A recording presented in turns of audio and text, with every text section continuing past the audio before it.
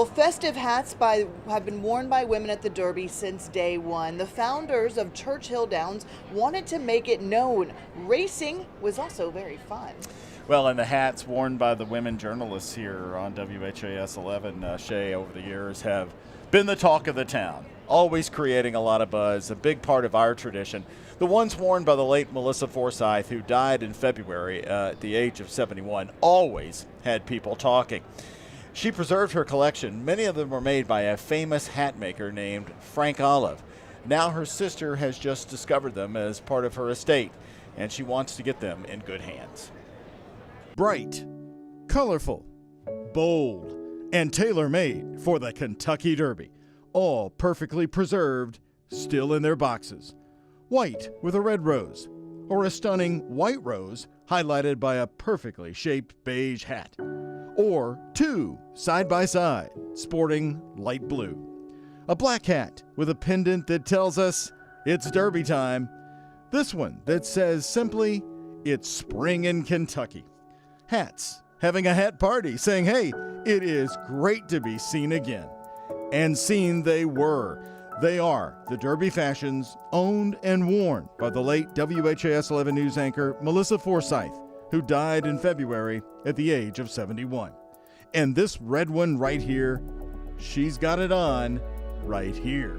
During her 12-year career at WHAS TV, Melissa was the co-anchor on our Derby coverage for 6 years, from 1985 to 1991. One of the best parts of the Derby tradition for me has always been Melissa Forsythe's hats. And Melissa, you've got a good one on today.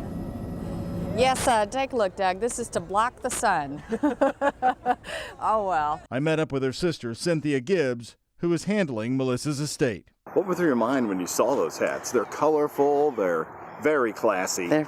Well, they reminded me of her for sure. Because of that, because they were classy and they're pretty. This huge and stylish black hat, well, here it is on Melissa. Part of that tradition is certainly the run for the roses. Most of the hats were specially made for Melissa through the private collection of the famed New York hat designer Frank Olive, who died in 1995. Her hats always got rave reviews from our viewers. I remember the notes, the letters back then that would come in, the phone calls. These were the hats she wore on television. Yes, yes. And so that was a nice memory, because I remember seeing her on TV in those hats. Melissa left behind 31 hats and donated many others, like this pink one she wore in 1985. Good morning. No, that's really an understatement. It's a great morning, and welcome back to historic Churchill Downs. Her sister has a plan for them, one that Melissa would approve of. And I wanted someone to get them who would do something nice with them, whether they were using for personal or people who needed jobs and needed a nice hat to wear, anything like that. The hats chronicle a golden era of television and Derby coverage. They got to see Spend a Buck, Winning Colors, Strike the Gold, Take Home the Roses from a front row seat. They stand out today as timeless. A vibrant blue, an elegant black, highlighted by a simple polka dot ribbon. She appreciated her fans that she got letters from and stuff, and I think that would mean a lot to her, that she's that well remembered. The search for the perfect Derby hat was the way Melissa Forsythe also approached her tremendous journalism career, with dedication and excellence. It was always an exciting time when the hat would show up in the newsroom before it would come on the air. And Shay, 4 of those hats were donated by Melissa's sister to the Fraser History Museum here in town. They are working on an exhibit in the future. And I've agreed to help her sister out because her sister does not live in Kentucky. And she wants the hats to go to an organization that empowers women.